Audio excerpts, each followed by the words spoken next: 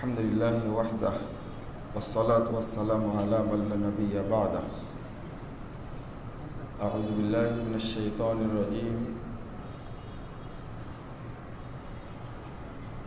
وقل جاء الحق وزهق الباطل إن الباطل كان زهوقا.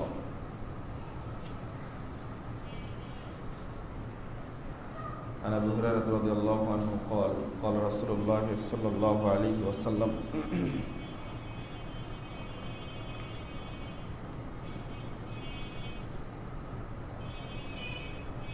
كل أمتي يدخلون الجنة إلا من أبى قيل من أبى قال من أطاعني دخل الجنة ومن عصاني فقد أبى رواه البخاري.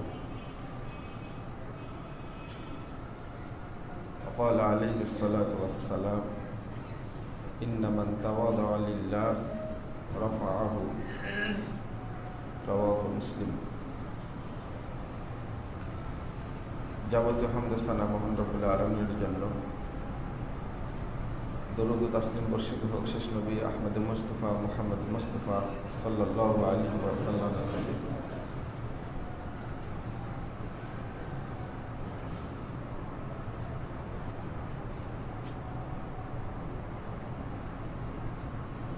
আহলে হাদিস ভাইরা ধৈর্য ধারণ করুন, মহাবিজয় অতি সন্নিকটে।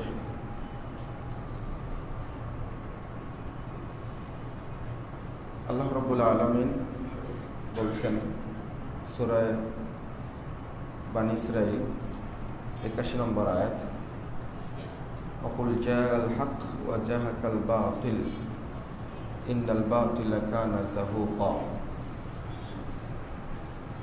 হে নবী মুহাম্মদ সাল্লাল্লাহু আলাইহি ওয়াসাল্লাম, আপনি বলুন হক এসেছে, বাতিল বিতাড়িত হয়েছে, চুরমার হয়েছে।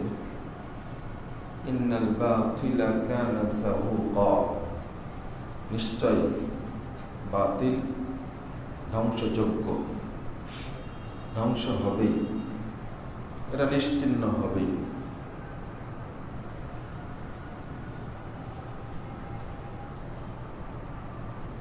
এটা আল্লাহ রাব্বুল আলামিনের কালাম, বিশ্বাস করি।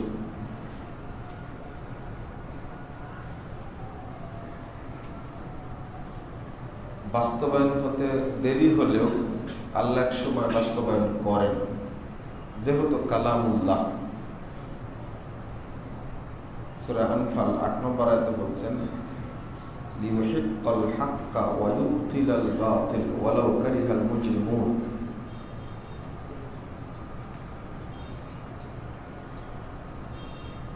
আল্লাহ হকটাকে হক হিসাবে প্রমাণ করেন, প্রতিষ্ঠিত করেন। ওয়া ইউবতিলুল বাতিল ওয়া ইউবতিলাল বাতিল, আর বাতিলকে তিনি ধ্বংস করেন। ওয়ালাউ কারিহাল মুজরিমুন, যদিও অপরাধীরা এটাকে অপছন্দ করে।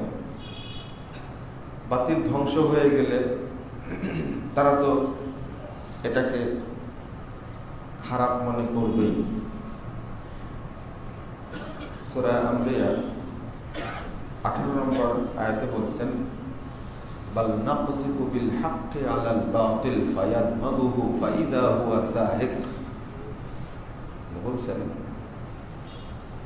নাকযিফু বিল হক আলাল বাতিল, আমি হকটাকে বাতিলের উপরে নিক্ষেপ করি। নাকযিফু বিল হক বাতিল আলাল হক আলাল বাতিল, হকটাকে বাতিলের উপরে আমি নিক্ষেপ করি।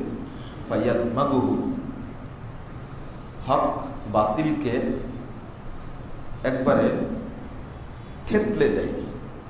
ফাইদা হুয়া যাহিক, তখন বাতিলটা একেবারে চূর্ণ বিচূর্ণ হয়ে নিশ্চিহ্ন হয়ে যায়। এটা কার কথা? আল্লাহর কথা। বাল নাকযিফু বিল হক আলাল বাতিল ফায়াদমাগুহু ফাইদা হুয়া যাহিক। তবে রাসূলুল্লাহ সাল্লাল্লাহু আলাইহি ওয়াসাল্লাম ওই আয়াতটা সেই দিন পড়েছিলেন। সহিহ বুখারীর প্রথম খণ্ডের 336 পৃষ্ঠায় বর্ণিত হয়েছে যে আয়াতটি প্রথমে অনুবাদ করলাম মক্কা বিজয়ের দিনে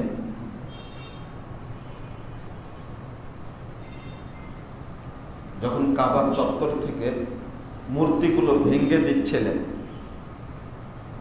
নিজ হাতের লাঠি দ্বারা। ইবনে মাসউদ রাদিয়াল্লাহু আনহু বলছেন, দাখালান নবী সাল্লাল্লাহু আলাইহি ওয়াসাল্লাম মক্কা ওয়া হাওলাল কাবা 63 নুসবা। আল্লাহ রাসূল মক্কায় প্রবেশ করলেন বিজয়ী বেশে। তখন কাবার চতুর্দিকে 360টি মূর্তি খাড়া করা ছিল। আল্লাহ রাসূলের হাতে থাকা লাঠি দ্বারা মূর্তিগুলোকে ভেঙ্গে চুরমার করে দিচ্ছিলেন, আর বীরের ভাব নিয়ে অত্যন্ত বিরুদ্ধ প্রদর্শন করে বলছিলেন, অকুল জাগাল হক ওয়া জাহাকাল বাতিল ইন্নাল বাতিলা কানা যাহুকা। হক এসেছে, আল্লাহ শিখিয়ে দিচ্ছেন, আল্লাহ বলে দিচ্ছেন, মুহাম্মদ তুমি ঘোষণা করো হক এসেছে, বাতিল চুরমার হয়েছে, বাতিল চুরমার হওয়ারই যোগ্য। এক নিমিষে এক হাতে মুহূর্তের মধ্যে 360টি মূর্তি ভেঙ্গে চুরমার করে দিল। খালিদ বিন ওয়ালিদকে বললেন, যাও উজ্জা নামক যে মূর্তি আছে ওটাকে জিন ওটাকে মেরে ফেলে দিয়ে আসো। ওরা তো লাত উজ্জার পূজা করত, আল্লাহর নামটা বিকৃত করে ওরা রাখছিল লাত, আর আল আজিজ নামটাকে বিকৃত করে রাখছিল উজ্জা। এই উজ্জা নগ্ন জিন, মেয়ে জিন, এ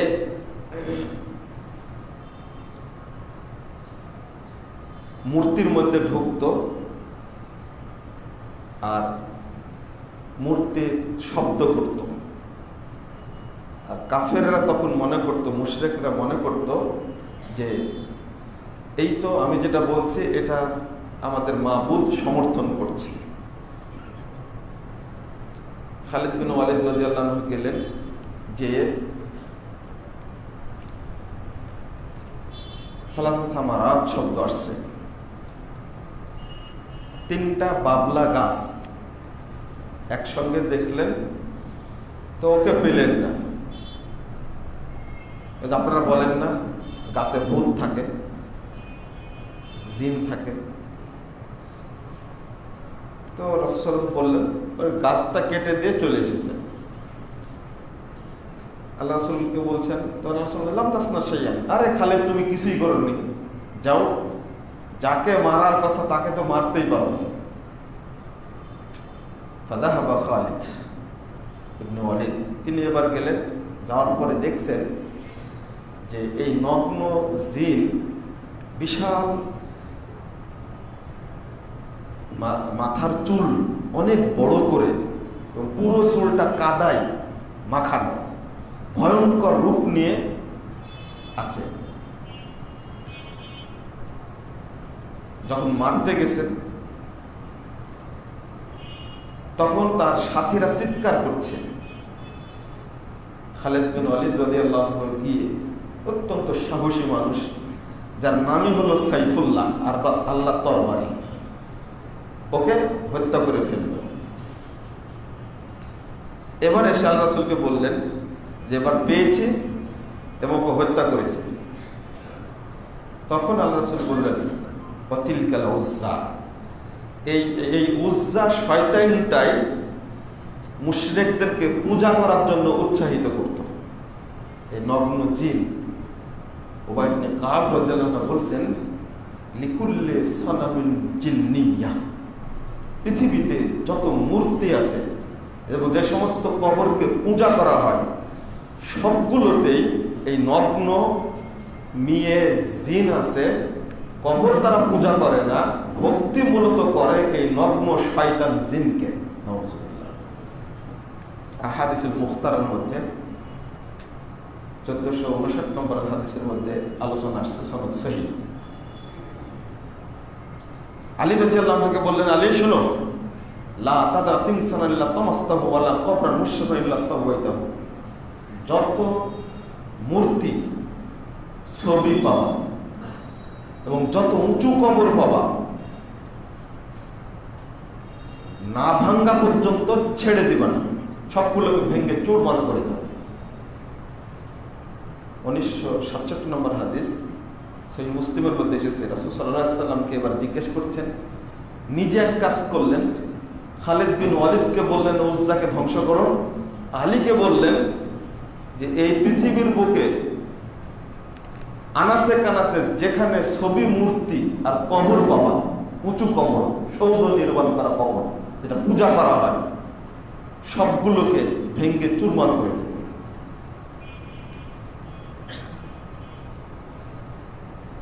সাহেবরা জিজ্ঞেস করছেন এই অবস্থা দেখে, লিমাদা আরসালাকা রব্বুক, আল্লাহ সাল্লাম আপনাকে কেন পাঠাইছে পৃথিবীতে? রাসূলুল্লাহ সাল্লাল্লাহু আলাইহি ওয়াসাল্লাম বলছেন, লিসিলাতিল আরহাম, আত্মীয় সম্পর্ক দৃঢ় করার জন্য, ওয়ালি কাসরিল আওসান, মূর্তি ভেঙ্গে চুরমার করার জন্য, আইয়ুহাদাল্লাহ তাআলা ফিল আরদ লা ইশরাকু বিহি শাইআ, আর সারা পৃথিবীতে তাওহীদ প্রতিষ্ঠার জন্য কোথাও যেন শিরিক না চলে। জানাই দিলেন কারণটা কি? শিরিকের মূল উৎস হলো ছবি এবং মূর্তি এবং কবর, শিরিকের উৎস। রাসূলুল্লাহ সাল্লাল্লাহু আলাইহি ওয়াসাল্লাম এই উৎস ভেঙ্গে দিয়েই তাওহীদ প্রতিষ্ঠার কথা বলেছিলেন। এটা হলো মক্কা বিজয়ের পরের অবস্থা।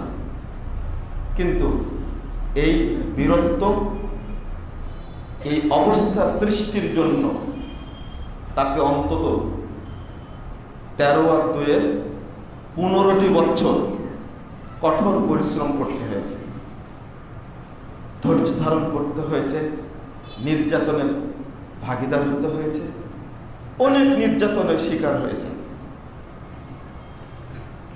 যাকে এক বাক্যে আল আমিন বলে বিশ্বাস করত মক্কার সর্বস্তরের মানুষ, যখন হকের দাওয়াত নিয়ে তিনি উপস্থিত হলেন, তখন ওই লোকটিকে তারা সবাই কাজ্জাব বা মহা মিথ্যাবাদী বলে ঘোষণা দিয়েছে। লেজ কাটা বলে 14টা উপাধি দিয়েছিল। সবচেয়ে নোংরা, নির্বংশ, খোঁজা, পুরুষত্বহীন, মিথ্যুক, আত্মসৎকারী, ধোঁকাবাজ, এভাবে 14টা উপাধি দিয়েছিল নাউজুবিল্লাহ। অথচ তারাই জানতো একমাত্র আমাদের মধ্যে মুহাম্মাদই সবচেয়ে বিশ্বস্ত, এই জন্য তার নাম উপাধি দিয়েছিল কি? আল আমিন। সত্য সবাই গ্রহণ করতে পারে না। যারাই হকের প্রচার নিয়ে সামনে আসবে তাদের সামনে অসংখ্য বাধা আসবে, আর যারা বাধা দিবে তারা সাধারণত 3 শ্রেণীর মানুষ। এক শ্রেণীর প্রথম হলো যারা ধর্ম ব্যবসায়ী, যারা ধর্ম নিয়ে ব্যবসা করে। পৃথিবীর যত শাসক, যত নেতৃস্থানীয় ব্যক্তি, যত রাজা বাদশা, সবাই ধর্মকে ব্যবহার করেই মানুষের কাঁধে বসেছে এবং পেশাব করে দিয়েছে। এটা সারা পৃথিবীর নিয়মই। এটা আবু জাহাল কত বদের বদ, বদর যুদ্ধের দিনে মানুষকে বোঝানোর জন্য ও কি জানে না যে মোহাম্মদ হক? কাবা ঘরের গেলাপ ধরে দোয়া করছে, আল্লাহুম্মা ইন কানা মুহাম্মাদুন হাক্কান ফানসুরহু ওয়া ইন কুননা হাক্কান ফানসুরনা। আল্লাহ, যদি মুহাম্মদ হক হয়ে থাকে তাহলে তুমি তাকে বিজয় দাও, আর আমরা যদি হক হয়ে থাকি তা আমাদেরই বিজয় দাও। আবু জাহাল নাম ছিল আবুল হাকাম, সবচেয়ে বুদ্ধিমান লোক। ইসলাম তাকে চিত্রিত করেছে আবু জাহাল বলে। আগে ছিল জ্ঞানের পিতা, পরে হয়েছে কি মূর্খের পিতা। সত্যকে গোপন করে বুদ্ধিমান, জ্ঞানী, বুঝদার, পণ্ডিত, মনীষী মানুষ যখন হকটাকে গোপন করে আমিত্বকে চাপিয়ে দেয়, তখন সে আর জ্ঞানী থাকতে পারে না, ও সবচেয়ে বড় মূর্খ হয়ে যায়। ইসলাম তাকে মূর্খ বলেছে। ও হলো জ্ঞান পাপী, জ্ঞান তাপস না, জ্ঞান পাপী। তাই করেছে, ধর্মকে ব্যবহার করে মানুষকে জানিয়েছে কি চমৎকার ব্যাপার। আবু জাহাল তো কাবার ইবাদত করে, কাবাকে ভালোবাসে, তাকে নেতা বানিয়ে দিয়েছে। নমরুদও তাই করেছে, ফেরাউনও তাই করেছে, যুগে যুগে এমনটাই হয়েছে। আর এই সমস্ত ধাপ্পাবাজ মানুষগুলোকে সর্বত্র সহযোগিতা করেছে ধর্ম ব্যবসায়ী যারা, তারা। প্রথম বাধা আসবে ধর্ম ব্যবসায়ীদের পক্ষ থেকে, দ্বিতীয় বাধা আসবে আপনার সরাসরি পরিবার থেকে, তৃতীয় বাধা আসবে সরাসরি প্রশাসন থেকে। তখন আর আপনার কিছু করার থাকবে না।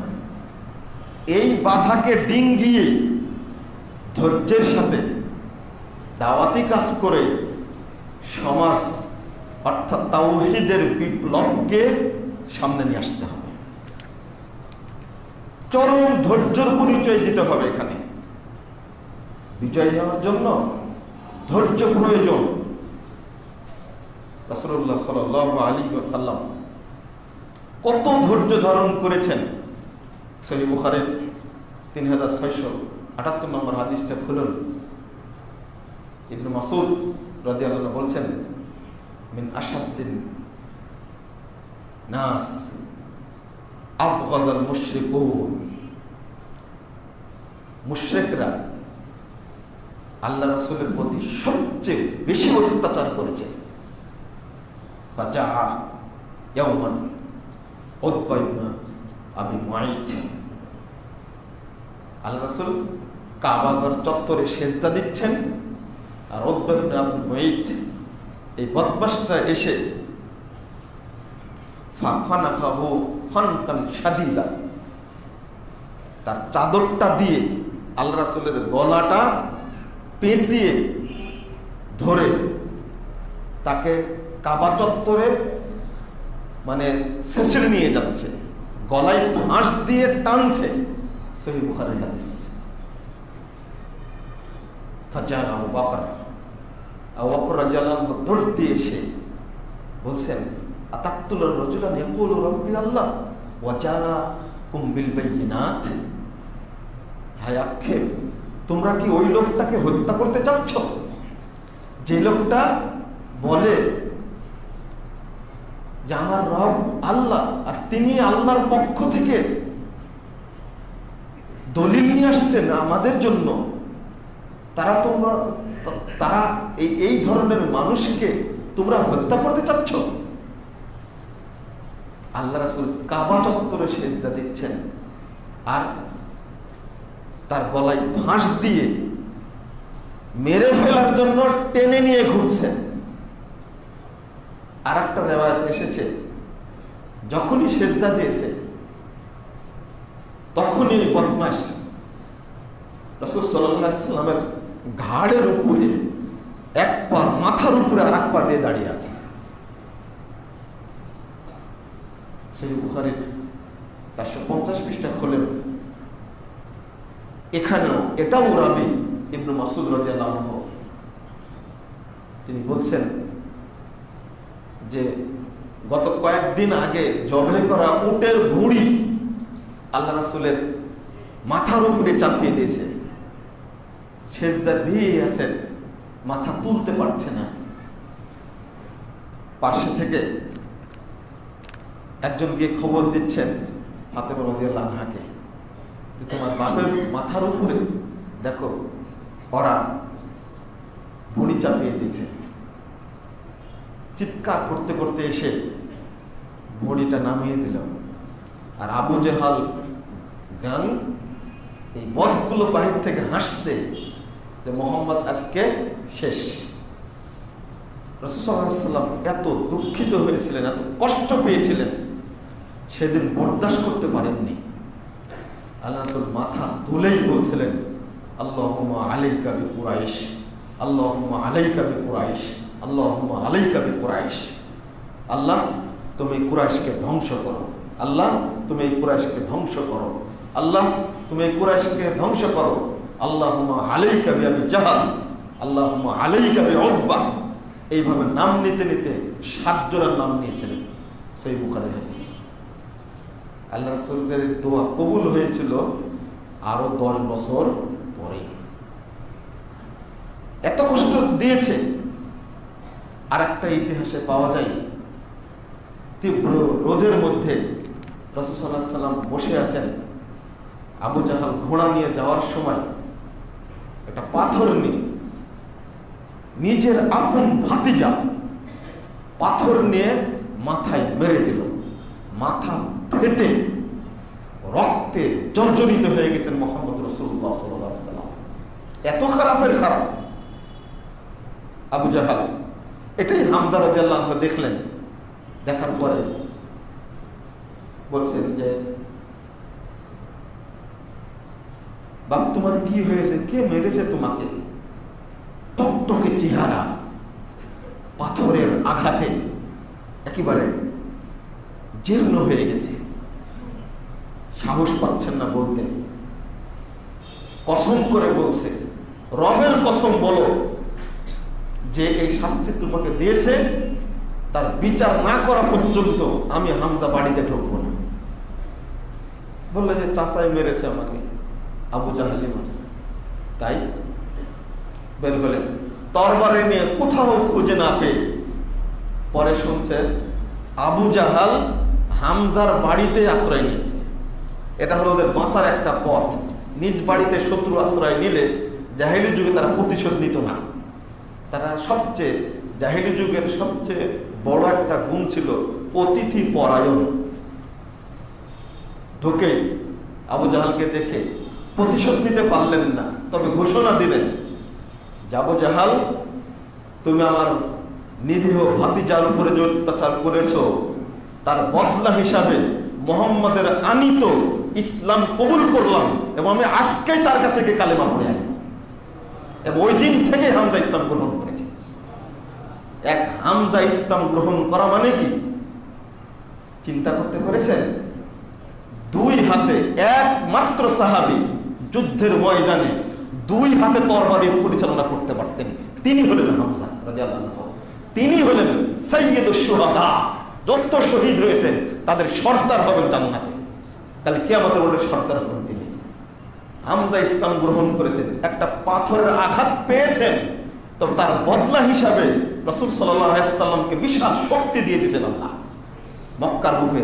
এরপরে পেয়ে গেলেন উমরে ফারুককে। আর কে কথা বলবেন বিরুদ্ধে? এরপরে অত্যাচারের সীমা ছিল না, অনেক অত্যাচার হয়েছে। তাড়াতাড়ি বিজয় অর্জন করবেন এটা ভাবলেন কি করে? তায়েফে গেলেন, এটাও সহিহ বুখারীর হাদিস, যেখান থেকে বললাম ওখানেই খুলেন। এমন অত্যাচার করেছে কল্পনার বাহিরে। সেই তায়েফটা এখন সৌদি আরবের সবচেয়ে উর্বরশীল এলাকা, সবচেয়ে ফলমূলের এলাকা। সেখানে আল্লাহ এত বরকত দিয়েছেন, অথচ ওই মানুষগুলোই অত্যাচার করে তাড়িয়ে দিয়েছে। সে কি অত্যাচার! মৃত্যু নিশ্চিত করে চলে গেছে, রক্তাক্ত বেহুশ হয়ে গেছে ওসামা। বিন সাইদ তিনি মনে করেছেন যে আল্লাহ রাসূল তো মারা গেছেন। একটু পরে যখন নড়াচড়া করা শুরু করেছেন মনে করেন বেহুশ হয়েছিলেন, এত রক্ত জমে গেছিল। আল্লাহ সহ্য করতে পারেননি, সরাসরি পাঠিয়ে দিয়েছেন মালিকুল জিবালকে। মালাকুল জিবাল এসে যে ফেরেশতা পাহাড় সমূহকে নিয়ন্ত্রণ করে, জিবরিল আমিন বলছেন যে মাই মালাকুল জিবাল, এই পাহাড়ের ফেরেশতা আমার কাছে উপস্থিত, উমর মাসিকতা, আপনি যাকে যা ইচ্ছা তাই নির্দেশ দান করুন। এই কথা বলার পরে তিনি সালাম দিয়ে বলছেন, আল্লাহ আমাকে পাঠিয়েছেন আপনার কাছে, আপনি যদি চান আমি শুধু দুই পাশের পাহাড়টাকে এক জায়গায় করে দিব, দিয়ে এই মক্কার যারা আছে সবগুলোকে আমি পিষিয়ে মারব, একজনকে ছেড়ে দেব না। আল্লাহ অনুমতি দিয়েছেন, শুধু আপনার অনুমতির অপেক্ষায়। আল্লাহর নির্দেশ ফেরেশতারা সহ্য করেননি। আল্লাহ রাব্বুল আলামিনের এই নির্দেশ পাওয়ার পরেও রহমাতুল লিল আলামিন তিনি ওই রক্তাক্ত দেহে বলছেন, না না না না, তুমি মেরে ফেলে দেবে তাদেরকে। বাল আরজু আন ইখরিজাল্লাহু তাআলা মিন আসলাবিহিম মান ইয়াবুদুল্লাহা শাইয়্যা ওয়া লা ইউশরিকু বিহি মান ইয়াবুদুল্লাহ ওয়া লা ইউশরিকু বিহি শাইয়্যা। না না না, মেরে ফেলে দেব না।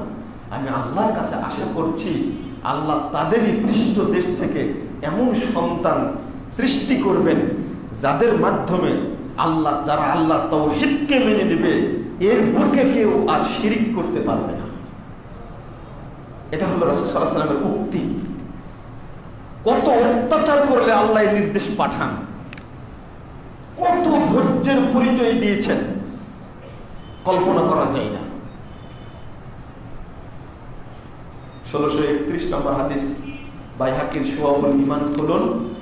রাসূল সাল্লাল্লাহু আলাইহি ওয়াসাল্লাম যাচ্ছেন, মাররান নবী সাল্লাল্লাহু আলাইহি ওয়াসাল্লাম বি আম্মারিন ওয়া আহলিহি, আম্মার এবং তার পরিবারের পাশ দিয়ে যাচ্ছেন। ওহুম ইউআযাবুন, আর তাদেরকে শাস্তি দেওয়া হচ্ছে, তারা চিৎকার করছে। আম্মারের মা সুমাইয়া একজন মহিলা, আবু জাহালরা তার উপরে যে অত্যাচার করেছে, মারতে মারতে মারতে অসহায় হয়ে গেছে, উলঙ্গ করে তার লজ্জাস্থানে বর্ষা নিক্ষেপ করে 2 উটের পায়ের সাথে 2 পা বেঁধে দিয়ে উট দুইটাকে 2 দিকে হাঁকিয়ে দিয়েছে, একেবারে চিরে ফেলে দিয়েছে। অত্যাচার কাকে বলে? আল্লাহ রাসূলের কিছু করার ছিল না, শুধু বললেন, আবশিরু ইয়া আহলা ইয়াসির, হে ইয়াসিরের বংশধর, তোমরা ধৈর্য ধারণ করো এবং সুসংবাদ গ্রহণ করো। ফাইন্না মাউইদাকুমুল জান্নাহ, আল্লাহ রাব্বুল আলামিন তোমাদের জন্য জান্নাতে জায়গা করে রেখে দিয়েছেন। সুসংবাদ দিয়ে দিলেন। কেমন অত্যাচার! মিলিয়ে দেখুন, আজকে ওই জাহিলি যুগের মতোই বাংলাদেশের একজন প্রধানমন্ত্রী, যিনি মা এবং মহিলা, বিরোধী দলের নেত্রীরাও মা এবং মহিলা, ওই দেশে ওই রকম ভাবে মা বোনকে যেভাবে ধর্ষণ করা হচ্ছে, আগে বলতো ধর্ষণ, এখন বলছে গণধর্ষণ। 12 জন 13 জন মিলে একজন নারীকে ধর্ষণ করে দেশটাকে ধর্ষণের রাজ্য বানিয়ে দিয়েছে। আর এর পিছনে সবচেয়ে বেশি ভূমিকা পালন করেছে বর্তমানে যে মিডিয়াগুলি আছে। এই মিডিয়া সন্ত্রাস হলো সবচেয়ে বড় সন্ত্রাস। দুর্নীতি সন্ত্রাসের চেয়ে, মাদক সন্ত্রাসের চেয়ে সবচেয়ে বড় সন্ত্রাসী কার্যক্রম হলো মিডিয়া সন্ত্রাস। ইউটিউবের মাধ্যমে ইন্টারনেটের মাধ্যমে, ফেসবুকের মাধ্যমে, টুইটারের মাধ্যমে, আপনার এদিকে হোয়াটসঅ্যাপ বলে নাকি ইমো বলে, এই সমস্ত সাইটের মাধ্যমে এবং যত টিভি চ্যানেল আছে, কিছু কিছু নাস্তিক টিভি চ্যানেল আছে যাদের জন্মই হয়েছে নাস্তিকতার উপরে। নাস্তিকতাগত ভাবে শয়তান, জন্মগত ভাবে শয়তান। তাদের কাজ হলো শুধু ইসলামের বিরুদ্ধে কটূক্তি করা। আর কিছু খুটকড়কের সাংবাদিক আছে, তুমি বাংলাদেশে জন্মগ্রহণ করেছ, বাংলাদেশের মায়ের পেট থেকে তুমি জন্মিয়েছ, বাংলাদেশের খাও, বাংলাদেশের আলো বাতাস তুমি গ্রহণ করো, বাংলাদেশে থাকো, তুমি স্বাধীনতার বিরুদ্ধে কথা বলো, তুমি একটা মুনাফিক। আমি গত খুতবাতে বলেছি, এই সমস্ত যারা দেশদ্রোহী সাংবাদিক আছে, যারা সব সময় পাশ্চাত্যকে এবং বিভিন্ন উস্কানি দিয়ে দেশটাকে জঙ্গি রাষ্ট্র বানাতে চায়, শুধু জঙ্গি খুঁজে, এই সমস্ত সাংবাদিকরা হলো দেশদ্রোহী। দেশকে তারা ধ্বংস করতে চায়, এরা হলো স্বাধীনতা বিরোধী। এই সমস্ত খুটকুড়ো খাওয়া বেহায়া সাংবাদিকগুলোকে গ্রেফতার করে শাস্তি দেওয়া উচিত। ওরা যেমন ইসলাম বিরোধী, তেমনি তারা স্বাধীনতা বিরোধী, এরা দেশদ্রোহী। এরা চায় না দেশটা ভালোভাবে পরিচালিত হোক। ওটা রিপোর্ট করে না, যেটা রিপোর্ট করার দরকার দেশের পক্ষে ওটা করবে না, সবসময় নেগেটিভ রিপোর্ট গুলো করে থাকে। যাকে আমি অন্যদিকে চলে গেছিলাম, ওইভাবে আজকে নারীদেরকে দেব ধর্ষণ করা হচ্ছে, গণধর্ষণ করা হচ্ছে। এতদিন যখন বলেছি যে ইসলামী শাসন জারি করুন আর স্বজন প্রীতি বন্ধ করুন, দল প্রীতি বন্ধ করুন, দেখুন বাংলাদেশ শান্তি প্রতিষ্ঠিত হবে ইনশাআল্লাহ। গত খুতবার আগের খুতবায় বলেছিলাম ঢাকা মোহাম্মদপুরে, আল্লাহ নিজে বলে দিয়েছেন এরা হলো আল্লাহর সাথে যুদ্ধ করেছে, রাসূলের সাথে যুদ্ধ করেছে, এদের শাস্তি হলো আইয়ুকাত্তালু, তাদেরকে হত্যা করো সরাসরি। 2 আইয়ুসাল্লাবু, অথবা তাদেরকে শুলিতে চড়াও, দেশ থেকে বহিষ্কার করো। এটা তাদের দুনিয়াবী শাস্তি, পরকালীন শাস্তি তো আছে। এক ধর্ষিতা ও কতবার ধর্ষণের শিকার হয়ে তা কে জানে। ও বলছে ধর্ষকদের স্পটে হত্যা করা উচিত। ও এখন তোমার মুখ থেকে ইসলামের বিধান বের হচ্ছে, তাই না? এতদিন বলেছ যে এই মৃত্যুদণ্ড, এই আইন রাখাটা উচিত না। আর ওই সাংবাদিক বদমাশ লিখতে গিয়ে লিখেছে যে যে ধর্ষণ করেছে সেও তৃপ্তি পেয়েছে, ধর্ষিতা তো তৃপ্তি পেয়েছে। কত বড় নাস্তিক বদমাশ! এই ধর্ষিতা যদি তোর মা হতো, এই ধর্ষিতা যদি তোর বোন হতো, এই ধর্ষিতা যদি তোর বউ হতো, তুই কি মুক্তি করতে বদমাশ কথা? তোর মতো সাংবাদিক বাংলাদেশে বসবাস করে স্বাধীন রাষ্ট্রে। টিভি চ্যানেলগুলো এই সমস্ত সাংবাদিককে দেখতে পায় না, তাদেরকে ধরতে পারে না, জন্মগতভাবেই নাস্তিকেরা। এই সমস্ত কথাও লিখতে পারে, বলতে পারে। ধর্ষণকে কি উস্কিয়ে দিল না? আর যত দোষ বক্তাদের, তাই না? বক্তারা সব সময় এই নারীদেরকে পোশাক পরিহিত ঘরের মধ্যে অবস্থান করার কথা বলে, আমরা বলি। তবে কিছু ব্যাকুব বক্তা আছে যা মঞ্চে গিয়ে গান গায় না? কিছু ব্যাকুব আছে, এইগুলো বক্তা না, এরা হলো তক্তা। এটা হলো ইবলিস শয়তানের নগ্ন মূর্তি। এগুলো সব যাদের কারণে ইসলামের বদনামটা। আমাদের বক্তব্য শুনুন, বক্তব্য আমরা কি কথা বলে থাকি। দুর্ভাগ্য হলো এই যে যাচাই বাছাইয়ের লোক নাই, যেটা সামনে পাই ওটাই বলতে চাই। যাচাই করার লোক নাই, বাছাই করার লোক নাই, চিন্তা করার লোক নাই। আর মিডিয়ার সামনে আসতে পারলেই মনে করে যে মুই কি হনু রে, একবারে কি ঘটেছে চিন্তা করো না, ভাবনা করো না, লাইভ এসে দুইটা কথা বলে দিল আর বললাম যে হ্যাঁ আমি অনেক কিছু হয়ে গেছি, কিন্তু ওটা নিয়ে ভাবলো না, চিন্তা করলো না। এই কারণে বিভ্রান্তিটা বেশি।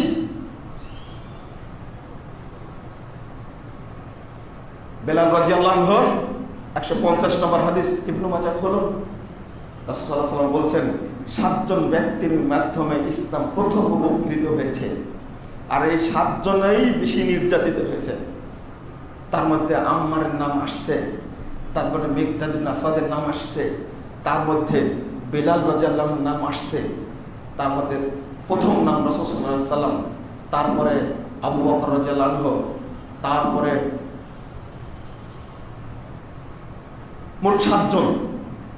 বেলাল রাদিয়াল্লাহু আনহু সম্পর্কে বলছেন যে এই বেলালকে লোহার পোশাক পরিয়ে তপ্ত মরুভূমিতে ফেলে রাখত, অতঃপর বলে দিত যুবকদেরকে, বলে দিত এই মর্মে, যুবকদেরকে বলে দিত যে তোমরা একে নিয়ে যাও, নিয়ে গিয়ে শাস্তি দাও। সে শাস্তির মাত্রা কেমন আমি আপনাদেরকে হাদিসটা পড়ে দিই। ফাখাযুহুমুল মুশরিকুন, মুশরিকরা তাদেরকে ধরলো। আরেকজনের নাম কি বলছিলাম? আম্মার, তার মা সুমাইয়া। তাহলে এবার 7 জন হলো। ধরলো তারা, ওয়ালবাসুহুম আজরাকাল হাদিদ, লোহার পোশাক পরিয়ে দাও। ওয়াসাহরুহুম বিশামসে, তীব্র সূর্যের রোদে ফেলে রাখো। ফামা মিনহুম মিন আহাদিন ইল্লা ওয়াকাদ আতাহুম আলা মা আরাদু, তারা তাদের উপরে যেভাবে ইচ্ছা সেইভাবে অত্যাচার করত।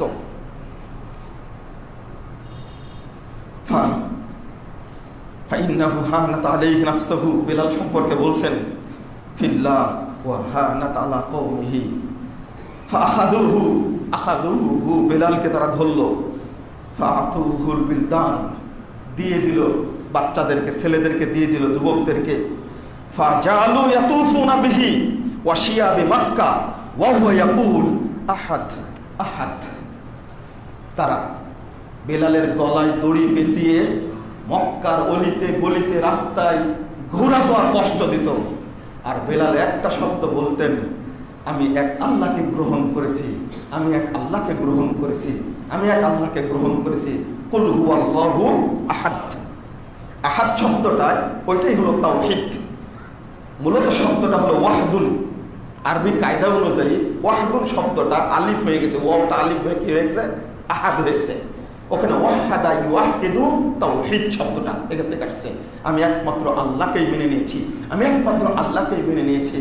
বেলাল রাদিয়াল্লাহু আনহু তাদের কাছে আপোষ করেননি, আল্লাহ রাসূল আপোষ করেননি, নির্যাতিত হয়েছেন তো আপোষ করেননি। আরো কত ঘটনা বলবো আপনাদেরকে। খুবাইবের কথা জানেন না? খুবাইব রাদিয়াল্লাহু আনহু, তারপর খাব্বাব বিন আরতাত, তাকে কিভাবে শাস্তি দেওয়া হয়েছে। তাকে তো হত্যা করা হলো এই খারেজিরা, যাদেরকে আজকে জিএমবি চরমপন্থী জঙ্গি বলি আমরা। এই আকীদায় যারা বিশ্বাসী ছিল খারেজিরা, খাব্বাব বিন আরতাতকে হত্যা করলো। তার স্ত্রীর পেটে সন্তান, তার স্ত্রীর পেটে কোপ দিয়ে সন্তান বের করে ফেলে দিল জীবিত অবস্থায়। এরপরে তাকে হত্যা করল। কত নৃশংসভাবে তারা হত্যা করেছে। খুবাইব রাদিয়াল্লাহু আনহুকে পাঠালেন কোরআন শিক্ষা দেওয়ার জন্য। সবচেয়ে ভালো কোরআন পড়তে জানতেন। গেলেন, তারা ফাঁকি দিয়ে ৭০ জনের মধ্যে ৬৮ জনকে হত্যা করলো। একজন পালিয়ে চলে গিয়ে আল্লাহ রাসূলকে বললেন, আল্লাহ রাসূল সবাইকে মেরে ফেলে দিয়েছে আর খুবাইবকে আটকে রেখেছে, আমি পালিয়ে চলে এসেছি খবর দেওয়ার জন্য। খুবাইব রাদিয়াল্লাহু আনহুকে দীর্ঘদিন বাহিরে রেখে দিয়েছে, দিয়ে তাকে হত্যা করবে। খেতে দেয়নি, পানি দেয়নি, কিছুই দেয়নি তাকে। অনেকদিন পরে গিয়ে দেখে মরেনি, শরীরটা বড় খুব সুন্দর তাজা হয়েছে। আর ঘরের সাইডে পড়ে আছে অমৌসুমী ফলের সব পোষা পড়ে আছে। খোবারকে জিজ্ঞেস করছে, এগুলো তোমাকে কে দিয়ে গেছে? ঘরে তালা লাগানো, এই এলাকায় কারো আসা নিষিদ্ধ। খোবার যেন জবাব দিলেন, হাদা মিন ইনদিল্লাহ, এটা তো এসেছে আমার আল্লাহর পক্ষ থেকে। তখন বললো যে একে রেখে লাভ নাই। যখন ফাঁসিতে ঝোলানো হবে, সহিহ বুখারীর 559 পৃষ্ঠা হলো দ্বিতীয় খণ্ডে, যখন ঝোলানো হয় বললেন, ভাই তুমি খুব বুদ্ধিমতী, তোমাকে ছেড়ে দিতে চাই, মুহাম্মাদের দ্বীন ত্যাগ করো। তিনি বললেন, কি বলো তুমি?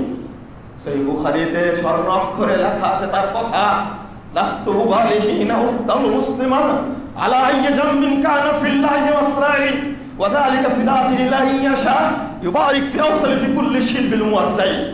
আরে বলো কি তোমরা, যখন আমি একজন মুসলিম হিসাবে তোমাদের হাতে নিহত হই, তখন আমি কোনো কিছুকে পরোয়া করি না, সব কিছুই হবে আল্লাহর জন্য। আমি জানি আমার ভাইদেরকে তোমরা টুকরো টুকরো করে হত্যা করেছো, নাক কেটে নিয়েছো, হাত কেটে নিয়েছো, চোখ তুলে নিয়েছো, কান কেটে নিয়েছো, টুকরো টুকরো করে তারপরে জবে করে মেরেছো, আমাকেও তোমরা ওইটাই করবে। মনে রেখো, মনে রেখো, আমি মনে করি কাল কিয়ামতের মাঠে আল্লাহ রাব্বুল আলামিন আমার প্রত্যেকটি টুকরার বিনিময়ে পৃথক পৃথক বরকত দান করবেন। আমি কি হত্যাকে ভয় পাই না? মুহাম্মাদের দ্বীন ত্যাগ করবো মানে বলো কি?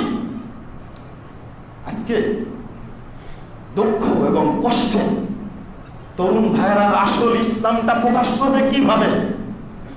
ঠিক অনুরূপ ভাবে মুসআব বিন উমাইর রাদিয়াল্লাহু আনহুকে ওইভাবে কষ্ট দিয়েছে যে মুসআব রাদিয়াল্লাহু আনহু এত সুন্দর চেহারার অধিকারী, আল্লাহর নবী নিজে প্রশংসা করেছে তার চেহারা। মুস্তাদরাক হাকিমের হাদিস, এই হাদিস এসেছে, ওই পরিবার থেকে ইসলাম গ্রহণ করেনি। আল্লাহ রাসূল গুনগুন করে কোরআন তেলাওয়াত করছেন। চাচা কি পড়ছেন? কোরআন পড়ছি, আমিও পড়তে চাই, তাহলে ইসলাম গ্রহণ করো। ইসলাম গ্রহণ করে ফেললেন। তাকলা জোয়ান মানুষ, তার পরিবার থেকে বের করে দিল। তার মা এক সপ্তাহ যাবত খায়নি, পানি স্পর্শ করেনি, ওদের নিয়ম ছিল এটা। ডাকলো মুসআব বিন উমাইরকে, বেটা তুই যদি মুহাম্মদের দ্বীন ত্যাগ না করিস তাহলে আমি এভাবে মারা যাব। মুসআব রাদিয়াল্লাহু আনহু বললেন, মা ওয়াইল খরাজাত নাফসুকা আলফা মাররা, তোমার আত্মা যদি 1000 বার এইভাবে বেরিয়ে যায়, 1000 বার যদি তুমি মরো, লা আরজু মিন দীনে মুহাম্মদ, আমি মুহাম্মদের দ্বীন ত্যাগ করব না। কি স্পিরিট! আল্লাহ রাসূল তাকেই পাঠালেন মদিনায়। মদিনাতে বদর যুদ্ধে তার হাতে পতাকা তুলে দিলেন, উহুদের যুদ্ধেও তার হাতে পতাকা তুলে দিলেন। উহুদের যুদ্ধে শাহাদাত বরণ করলেন। মুহাম্মদুর রাসূলুল্লাহ সাল্লাল্লাহু আলাইহি সাল্লাম দাঁত ভেঙে আহত। পরে দেখছেন কে কোথায় পড়ে আছে। মুসআব বিন উমাইর এক জায়গায় পড়ে আছেন। দৃশ্যটা কি? যখন ডান হাত কাটা পড়েছে, বাম হাতে পতাকা ধরেছে, বাম হাত যখন কাটা পড়েছে, দুই বাহু দিয়ে পতাকা তুলে ধরে রাখছে। পিছন থেকে কাফের এসে গলার উপরে কোপ দিয়ে তাকে জবে করে একদিকে মাথা ফেলে দিয়েছে, একদিকে দেহ ফেলে দিয়েছে। মুহাম্মদ রাসূলুল্লাহ সাল্লাল্লাহু আলাইহি সাল্লাম এসে দেখে তিনি বলেছেন, মা রাআইতু বিমাক্কাতা ওয়া মা বিমান আদাক্কু হুল্লাতান ওয়া আহসানু লিমানাত হালাদা শাসির রাসুল মুরদা। হে মুসআব, আমি তোমার মতো সুন্দর চেহারার ছেলে মক্কাতে দেখিনি। তোমার যে মাথায় কুকড়ানো চুল ছিল, এইরকম চুল কারো মাথায় ছিল না। আর আজকে ছেঁড়া পোশাকে খণ্ডিত মাথা নিয়ে ঘাসের মধ্যে তুমি পড়ে আছো। এই আয়াত পড়তে পড়তে রাসূল সাল্লাল্লাহু আলাইহি সাল্লামকে জানিয়ে দিলেন, আকাবার সফরে যে 75 জন সাহাবী অংশগ্রহণ করেছিল, রিজালুন কদ সাদাকু মা আহাদুল্লাহু আলাইহি, 23 নম্বর আয়াত সূরা আহজাবের মধ্যে এসেছে। আয়াত পড়ে শুনিয়ে দিলেন, হে রাসূল, আপনি শুনে নিন, যারা সেই দিন অঙ্গীকার করেছিল, আল্লাহ রাব্বুল আলামিনের অঙ্গীকার তারা পূরণ করেছে। মুসআব জান্নাতি হয়ে গেছে। সেই মুসাব এত সুন্দর পোশাক পরতেন, একটা পোশাক 3 দিন পরতেন না, এত ধনী পরিবারের সন্তান আর এত সুন্দর। কেন জানেন না? হাদিসে আপনারা জানেন, মুসাবকে হত্যা করার পরে ঘোষণা করে দিল যে মুহাম্মদ মারা গেছে, অর্থাৎ রাসূলের চেহারার সাথে মুসাব রাদিয়াল্লাহু আনহুর চেহারার মিল ছিল। ওই তরুণের প্রশংসা করেছেন আল্লাহ নবী মুহাম্মদ সাল্লাল্লাহু আলাইহি ওয়াসাল্লাম। লিখতে গিয়ে জীবনী লেখক লিখছেন, ইন্নাহু দাইয়া ওয়াল মুজাহিদ, তিনি একজন সংগ্রামী দায়ী ছিলেন। ইয়াদু ওয়াহদাহু, একাই দাওয়াত দিবেন। ওয়াসবিরু ওয়াহদাহু, একাই ধৈর্য ধারণ করতেন। ওয়ায়াদু ওয়াহদাহু হিনা কানা দুরুফু দাওয়াল মুস্তাজাব, যখন যেখানে দাওয়াতের প্রয়োজন হয়েছে তখন সেখানে ঝাঁপিয়ে পড়েছেন। মুসআব বিন উমাইরের মতো তরুণ রাজকে আলহামদুলিল্লাহ বাংলাদেশের আনাচে কানাচে সর্বত্র তাওহীদের দাওয়াত দেওয়ার জন্য প্রচেষ্টা চালাচ্ছে এবং তারা সফল হবে ইনশাআল্লাহ। হিজরতের পরে বিজয় হয়, এতে কোনো সন্দেহ নাই। যেমন আল্লাহ নবী হিজরত করেছিলেন, কিন্তু মক্কা বিজয়ের ঘটনা ঘটেছে। আজকে যেন মানে মাক্কি যুগ চলছে বাংলাদেশে।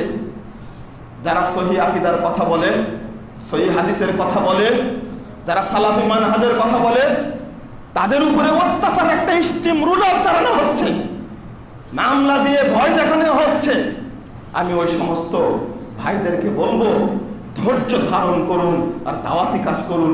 ইনশাআল্লাহ আল্লাহ আমাদেরকে জান্নাতুল ফেরদাউসে আল্লাহর রাসূলের সাথে থাকার জায়গা করে দিবেন ইনশাআল্লাহ। আমি দোয়া করি যে সমস্ত ভাইরা নির্যাতিত হচ্ছে, গত কয়েকদিন আগে মসজিদে ঢুকিয়ে একজন তরুণ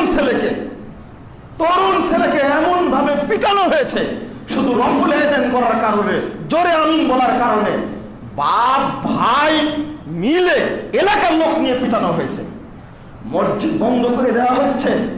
আপনারা জানেন ইতিহাস, নাটোরের এক মসজিদ পুড়িয়ে দেওয়া হলো অন্ধকারে, ভোলার এক মসজিদ পুড়িয়ে দেওয়া হলো, সিলেটের তাকুয়া মসজিদ, যারা পাগড়ি পরা মিডিয়াতে কথা বলে তারা পর্যন্ত মিছিল করে তাকুয়া মসজিদটা ভেঙে দেওয়ার জন্য মিছিল বের করেছিল না? আমাদের ভাইয়েরা বলল যে আমরাও চলে গেলাম, আল্লাহর ঘর আল্লাহর জন্য রেখে গেলাম। আলহামদুলিল্লাহ পরে আর আগাতে পারেনি। আব্দুল মুত্তালিব যেমন বলেছিল যে আব্রাহা তুমি আমার উটগুলো দিয়ে দাও, আমি তো উটের মালিক। তো তুমি এত স্বার্থপর মানুষ, আমি আসছি কাবা ভাঙতে আর তুমি আসছো উট চাইতে। আব্দুল মুত্তালিব বলেছিলেন যে তুমি বুঝোনি, উটের মালিক আমি আর কাবার মালিক তো আল্লাহ, কাবার মালিক আল্লাহ, আমার উটগুলো দিয়ে দাও। তাই ভৎসনা করছিল আব্রাহা, তুমি নাকি গোত্রপতি, তুমি নাকি কুরাইশ নেতা, তুমি কাবার নিরাপত্তা চিন্তা না করে তুমি তোমার উট নিতে এসেছো। তখন বলছেন আব্রাহা আমি উটের মালিক, কিন্তু কাবার মালিক আল্লাহ, আল্লাহ হেফাজত করবেন। আমাদের খোলা ঘোষণা, মসজিদে দখল করে নাও না কেন ঘোষণা, ওই মসজিদ সরাসরি আল্লাহর ঘর, আল্লাহই ব্যবস্থা নেবেন ইনশাআল্লাহ। বাবরি মসজিদকে যেমন রাম মন্দির তৈরি করা হচ্ছে, ইতিহাস একদিন উল্টা যাবে ইনশাআল্লাহ। একদিন ওই বাবরি মসজিদে থাকবে ইনশাআল্লাহ, রাম মন্দির থাকবে, কোনো সন্দেহ নাই। ওটা বিচার আল্লাহর কাছে দিয়েছে, আল্লাহ করতে পারেন, ওই দিন সামনে আসতে পারেন। যেমন তুরস্কের হায়া সোফিয়া, যেমন তারাই নির্মাণ করেছিল, খ্রিস্টানরাই পূজা করত, ইবাদত করত, কিন্তু আল্লাহ এমন ব্যবস্থা করলেন এই এলাকার সমস্ত মানুষ ইসলাম গ্রহণ করে নিল, আর কেউ গির্জাতে গেল না। অবশেষে তারাই, ওই অমুসলিমরা, খ্রিস্টানরা ইসলাম গ্রহণ করে পরিত্যক্ত ঘোষণা হওয়ার কারণে ওই মুসলিমরাই হায়া সোফিয়াকে মসজিদ হিসেবে ঘোষণা করে দিল। আবার তার ওই মসজিদটাকেই এই বদমাস মোস্তফা কামাল আতাতুর্ক, এই বদমাসটা ওইটাকে আবার মিউজিয়াম ঘোষণা করে দিল। পরবর্তীতে ইতিহাস পাল্টে গেল, আজকে ওই জায়গাতে আবারও মসজিদ হচ্ছে, মসজিদে সেখানে নামাজ হচ্ছে, আজকে হচ্ছে না। আর কিছু নাস্তিক বদমাস বলছে ওই সময়েরই ঘটনা, একই তারিখের ঘটনা, মানে 25 তারিখ আর 5 তারিখ এরকম ঘটনা। কিছু ব্যাকুব বলল, যদি আয়া সোফিয়া মসজিদ হয় তাহলে বাবরি মসজিদ কেন মন্দির হতে পারবে না? কত বড় দেখছেন, কত বড় এই সাংবাদিক, কত বড় বদ, চিন্তা করতে পারছেন? কত বড় বাটপার। তুমি হলো জ্ঞান পাপী, তুমি ইতিহাস জানো না। আয়া সোফিয়াকে কি জোর করে মসজিদ বানানো হয়েছে? যারাই পূজা করত, ইবাদত করত খ্রিস্টানরা, তারাই ইসলাম গ্রহণ করে তারাই তাকে মসজিদ হিসাবে ঘোষণা করেছে। তুমি ইতিহাস বিকৃত করে উপস্থাপন করেছো। তুমি আগে ইতিহাস খুলে দেখো। ব্যাপক জ্ঞান পাপী, তুমি কোন পড়াশোনা জানো? তুমি তো ভাব দেখো, ওই পাশ করেছো, ওই পাশ করেছো। এই তথাকথিত কিছু সাংবাদিক আছে, তারা এই কাজগুলো করে থাকে, শুধু উস্কিয়ে দেয়। আমি আল্লাহর কাছে দোয়া করছি, যে সমস্ত ভাইয়েরা আজকে সারা দেশে নির্যাতিত হচ্ছে তাওহীদের দাওয়াত দেওয়ার কারণে, ওই সমস্ত ভাইদের জন্য দোয়া করি, আল্লাহ যেন তাদেরকে হেফাজত করেন। বাংলা ভাষায় খুতবা দিতে দিবে না। আরে মসজিদ তৈরি করেছে আমি, আমার আকীদা হলো রাসূলের আকীদা, আমার আকীদা হলো সাহাবীদের আকীদা। তুমি প্রশাসনের কে? তুমি যে দেশের নাগরিক, আমি ওই দেশের নাগরিক। তুমি যে সংবিধান মানো, আমি ওই সংবিধান মানি। তুমি কিসের চেয়ারম্যান? তুমি কেন বলবে যে খুতবা আরবিতেই দিতে হবে? তুমি এই অধিকার কোথায় থেকে পেলে? তুমি মুহাম্মদ সাল্লাল্লাহু আলাইহি ওয়াসাল্লাম আরবিতে খুতবা দিয়েছেন, এই ব্যাকুব এই কথা কে বলেছে? মুহাম্মদ সাল্লাল্লাহু আলাইহি ওয়াসাল্লাম আরবিতে খুতবা দিয়েছেন, এই কথা কে বলেছে? মুহাম্মদ সাল্লাল্লাহু আলাইহি ওয়াসাল্লাম মাতৃভাষায় খুতবা দিয়েছেন। তুমি জানো না? তুমি জ্ঞান পাপী কোথাকার। এই কারণে একটা মসজিদ দখল করবে? এটাকে চোর দখল পেয়েছো তুমি। আমি বাংলাদেশের নাগরিক নই? তুমি কে কে চেয়ারম্যান হয়েছো? এসপি সাহেব ডিসিশন দিয়েছেন, ইউনো সাহেব ডিসিশন দিয়েছেন, তুমি মাপরে করাকে। তুমিও নাগরিক, আমিও নাগরিক। আমি মসজিদ তৈরি করেছি আমার মতো করে, আমি সালাত আদায় করার জন্য। তুমি দেখো এটা কোরআন হাদিস সম্মত কিনা। সব দেশে নিজ ভাষায় খুতবা চলে। বাংলাদেশের কাঠমুল্লা হুজুরগুলো, এই মাজার পূজারীর ব্যবসায়ীগুলো, তারা সাধারণ মূর্খ জনগণকে হাইকোর্ট দেখিয়ে অন্ধ বানিয়ে এই হাওয়ায় লাড্ডুর উপরে ইসলাম চালিয়ে দিয়েছে। ওখান থেকে মানুষ আপগ্রেড হচ্ছে আলহামদুলিল্লাহ। বিভিন্ন জায়গায় নির্যাতন করছে এইভাবে। বাংলা ভাষায় খুতবা দিতে হবে। আমরা বাংলা ভাষায় না, আমরা মাতৃভাষায় খুতবা দিয়ে থাকি, যেটা রাসূল মুহাম্মদ সাল্লাল্লাহু আলাইহি ওয়াসাল্লাম দিতেন মাতৃভাষায়। আল্লাহ বলে দিয়েছেন সূরা ইব্রাহিম 4 নম্বর আয়াত, আল্লাহ প্রত্যেক নবীকে স্ব ভাষায় নাজিল করেছেন। স্ব ভাষায় নাজিল করেছেন প্রত্যেক নবীকে। মুসা আলাইহিস সালামের ভাষা কি আরবি ছিল? ইব্রাহিম আলাইহিস সালামের ভাষা আরবি ছিল? তুমি কি বুঝলে? এক জিনিস বোঝাতে গিয়ে আর একটা বেদাতের আমদানি করেছে। সে বেদাতের আমদানি করেছে কি? যেহেতু আরবি ভাষায় খুতবা দিলে মুসল্লিরা কিছু বুঝে না, এজন্য খুতবার আগে 1 ঘন্টা হুজুরকে দিয়ে ওয়াজ করায় নাই। মানে এক বেদাত থাকতে গিয়ে আর এক বেদাতের জন্ম হয়েছে, আর এক বেদাত জন্ম নিয়েছে। কোথায় পেয়েছ? আবার হেদায়ের মধ্যে লিখেছে একটি কথা, এত কষ্ট লাগে আপনাকে কি বলবো।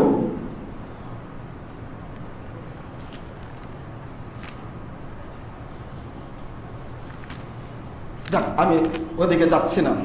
লেখছে হেদায়েত প্রথম পরে 171 পৃষ্ঠা 72 পৃষ্ঠা লিখছে, এজা সাইদাল ইমামুল মেম্বার জালাসা, ইমাম যখন মেম্বারে উঠবে তখন বসবে।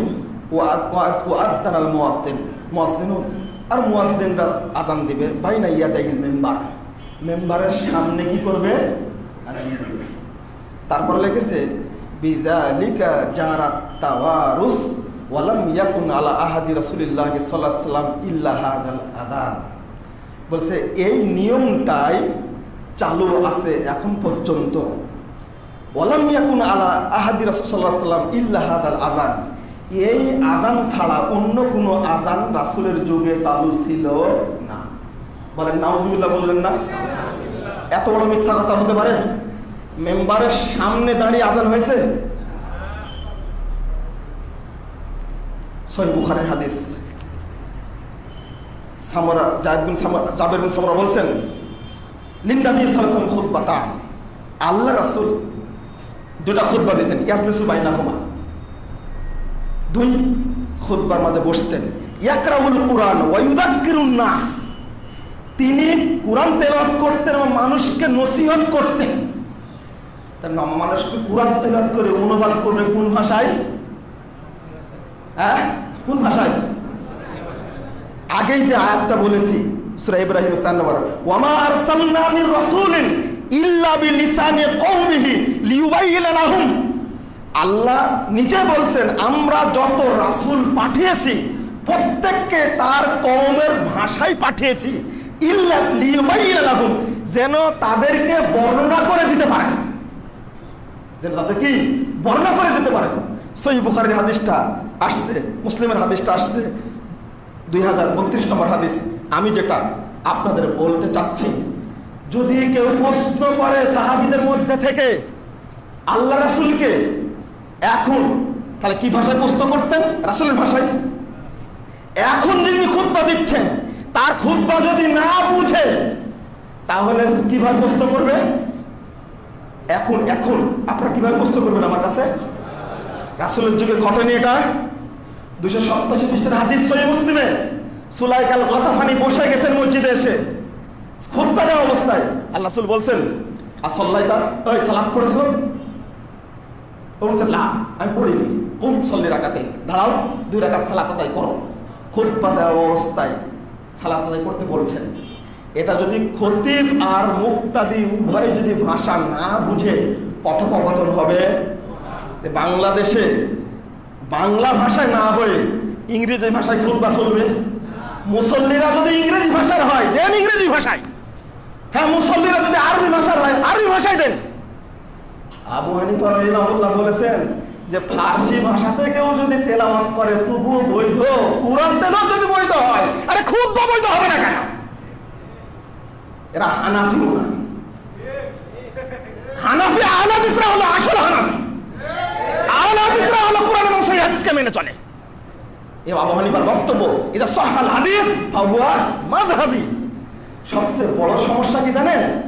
আহলে হাদিসদের কোনো বন্ধু পৃথিবীতে নাই, আমাদের একমাত্র বন্ধু হলেন আল্লাহ। আমরা আর কারোর উপরে ভরসা করি না। যখন মসজিদ দখল করা হবে, দেখলেন না মুফতি শফি সাহেব মারা গেলেন, কিন্তু এক বদমাশ স্ট্যাটাস দিল যে কুত্তা মারা গেছে, ঈদ মুবারক।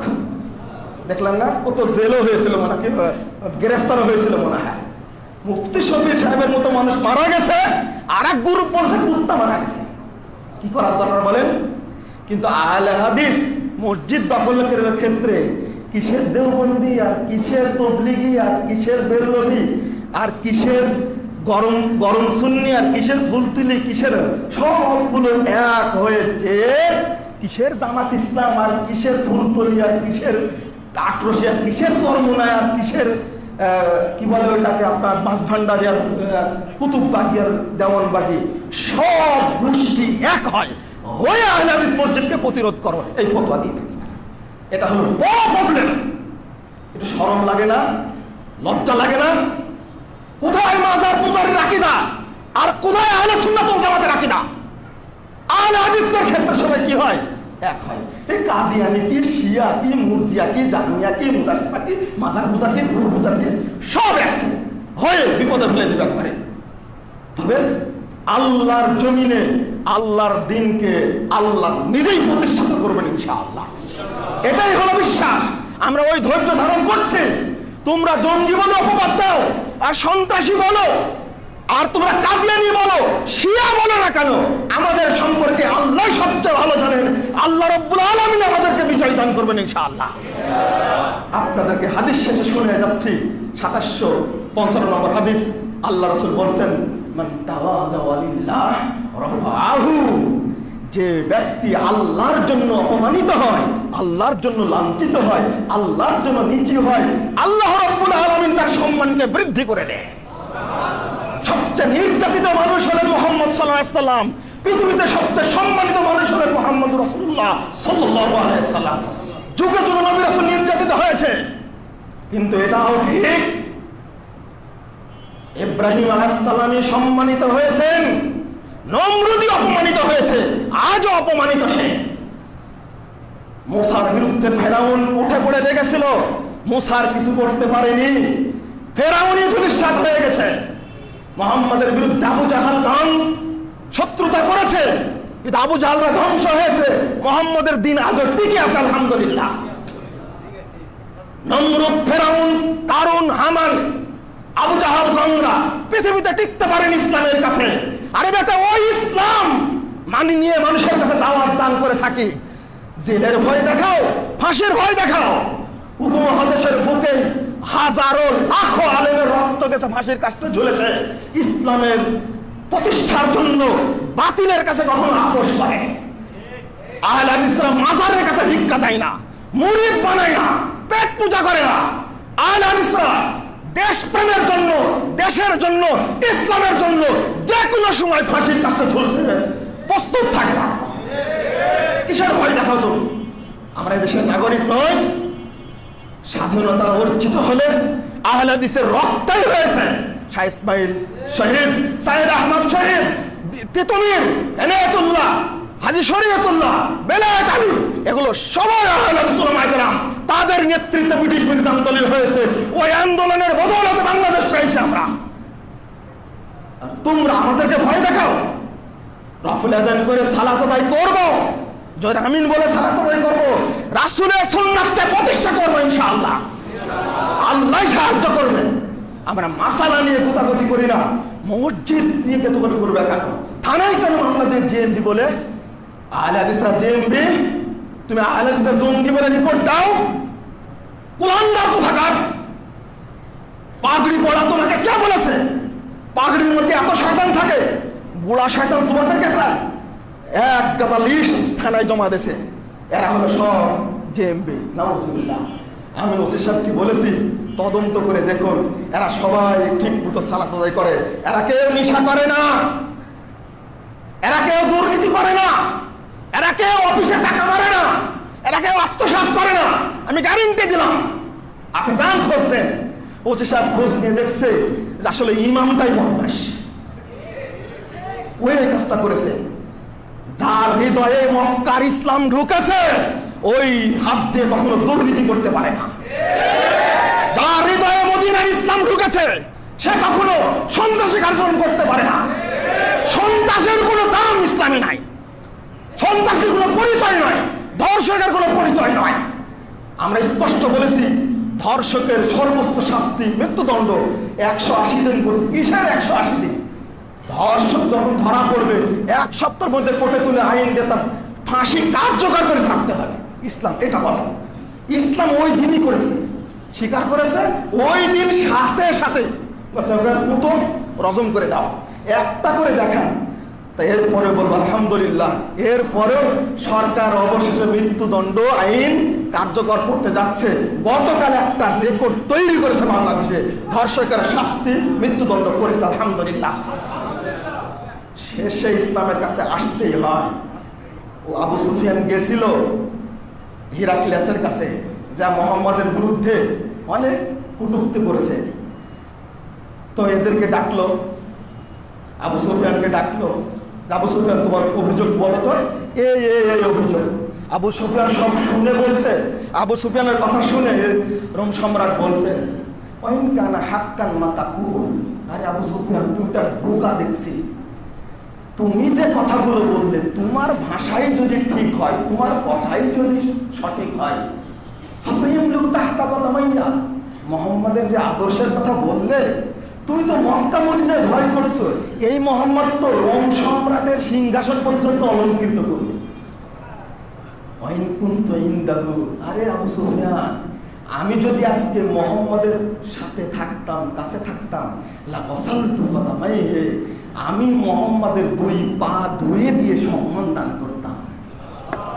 রোম সম্রাট বুঝেছিল ইসলামের, সহিহ বুখারী হাদিস 7 নম্বর হাদিস, রোম সম্রাট ইসলামের বাণী বুঝেছিল। তোমরা মাদ্রাসায় 36 বছর পড়ার পরেও, 90 বছর বুখারী পড়ানোর পরেও তোমরা ইসলাম বুঝো না। তোমরা বুঝা শুরু করো ইসলামকে। তোমাদের উচিত আহলে হাদিস ভাইরা কাদিয়ানীদেরকে অমুসলিম বলে, শিয়াদেরকে অমুসলিম বলে। কাদিয়ানীদের অত্যাচারে টিকা যাচ্ছে না বাংলাদেশে, ধর্ষকদের অত্যাচারে টিকা যাচ্ছে না। তোমরা তাদের বিরুদ্ধে মিছিল না করে, মাজার পূজারের বিরুদ্ধে মিছিল না করে, তোমরা আহলে হাদিস মসজিদ ধ্বংস করার জন্য, ভাঙ্গার জন্য মিছিল বের করো। তোমাদের নীতি এটা। পিস টিভি বন্ধের জন্য সংগ্রাম করেছ, কিন্তু আজকে যে টিভিতে যা হচ্ছে ওই টিভির বিরুদ্ধে তুমি সংগ্রাম করো না কেন? মিছিল বের করোনি কেন এখন পর্যন্ত? যে সমস্ত টিভি চ্যানেলগুলো নোংরা ছড়াচ্ছে, মিছিল করেছে না? পিস টিভির বিরুদ্ধে মিছিল করলো। হুজুর সিনুন, হুজুর সিনুন, হুজুর সিনুন। আল্লাহ তুমি আমাদেরকে ধৈর্য ধারণ করার তৌফিক দান করো। আল্লাহ তুমি এই বাংলাদেশটাকে নির্ভেজাল তাওহীদের দেশ হিসেবে কবুল করো। আল্লাহ তুমি এই দেশের সকল মানুষকে নির্ভেজাল তাওহীদ গ্রহণ করার তৌফিক দান করো। তাদের প্রত্যেকের হৃদয়ে তুমি তাওহীদের আলো জ্বালিয়ে দাও। এই বাংলাদেশটাকে তুমি সন্ত্রাস মুক্ত, দুর্নীতি মুক্ত, ধর্ষণ মুক্ত, একেবারে নিরাপত্তাপূর্ণ রাষ্ট্র হিসাবে তুমি কবুল করে নাও। আল্লাহ তুমি এই দেশের উপরে শান্তি নাজিল করো, এই দেশের উপরে তুমি রহমত নাজিল করো, এই দেশের উপরে যাবতীয় ষড়যন্ত্র থেকে দেশকে রক্ষা করো। আমিন ইয়া রাব্বাল আলামিন।